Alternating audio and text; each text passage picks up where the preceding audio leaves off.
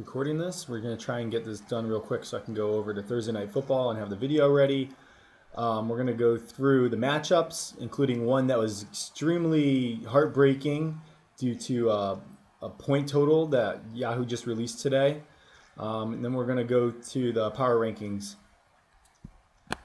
So in our first matchup, we had With My Nipples surprisingly actually beating Rams Rule. We thought that the Rams Rule won, but what happened was there was a point correction Thursday morning. You can see Buffalo got one sack, which gave them just enough points to beat the Rams Rule. Now, this is really surprising. He won by 0.02 points. My dad's pretty pissed about this. Yahoo sucks. They should have gotten it right. But the fact of the matter is, it's a really close matchup, and they just squeaked out a win. Now, some bye week stuff was going on. Andre Ellington was missing from the Rams Rule. Peyton Manning, Julius Thomas in the Denver defense was missing from the Nipples. So, it's just a battle. It came down to the end. It came down to Ridley Monday night. He had to score, I think, just 3 points, but it turned out he had to score about 4 points.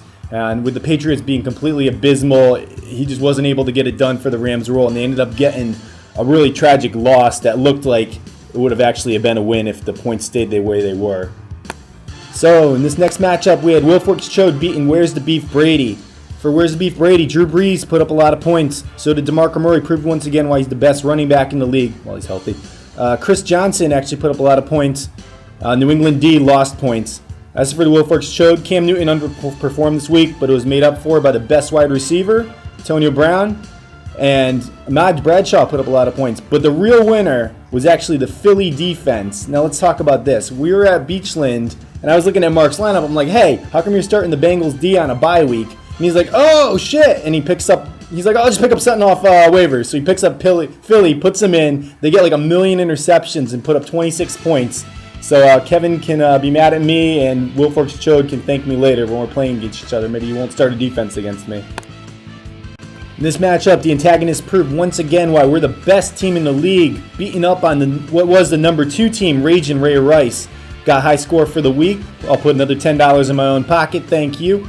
Andrew Luck got me a ton of points. Cobb finally went off. Keenan Allen finally woke up. Asiata got a ton of touchdowns. Jimmy Graham was consistent even though the Saints sucked. Kelvin Benjamin, I finally put him in, and he did great. As for Ragin' Ray, Stafford put up a lot of points, but Calvin Johnston was injured. I think they were using him as a decoy or something. Foster didn't do much. Fred Jackson didn't do much. He was kind of hurting from the bye weeks, I think. But a win's a win, and I'll take it. First place still. In this matchup, Dingleberries beat up on Demarius Stormborn. Sorry, I keep trying to call it Big Daddy Yak. Tony Romo put up a lot of points, and that's where I thought the Dingleberries had a weak spot. But, if Romo continues to put up a lot of points and he stays consistent, they're going to have a great team this year. Eddie Lacy finally woke up and put some points on the board. Le'Veon Bell continued to be great. Gronkowski did great, even though the Patriots did shitty. As far as Yackel's team went, Phillip Rivers continues to be a great pickup for him, put up 27 points. Alfred Morris did great. Victor Cruz put up a ton of points because the Giants went off last Thursday night. The thing that hurt him was Justin Hunter. I mean, let's look at it. The guy's got so many defense on the bench. He doesn't have a lot of room for wide receivers, so that might be one of Yackel's weak spots going forward. Next matchup, we had a close one between Two Live Jew and Sloppy Joe's. Two Live Jew was up by 105. Sloppy Joe's had a chance to score, but they only managed to put up 96. Two Live Jew becomes the second best team in the league. He's 3-1 now somehow. As for the Sloppy Joes, Colin Kaepernick had a bad game, but he put up a lot of fantasy points. Jamal Charles is back, scored like 3 touchdowns, 28 points. Miami defense did a lot of points for him as well. As for Two Live Jew, Jay Cutler connected with Alshon Jeffrey to put up a decent amount of points between the two of those. Talifero, I'm not going to try and pronounce that too well, but he put up points. I told Hank he needed a tight end. He answered the call, went and got Donnell or whatever the hell it is, put up 23 points for him. Sam Smith Sr., he put up a ton of points for Baltimore, 25 points. He got 2 touchdowns. That was a great pickup for Hank. So here's what you guys have all been waiting for, the Week 4 power rankings. So you can see there's a lot of movement going on. Now you're going to notice the numbers next to the names. This is based on my system, which is based on the Fantasy Pros rankings for the rest of the year.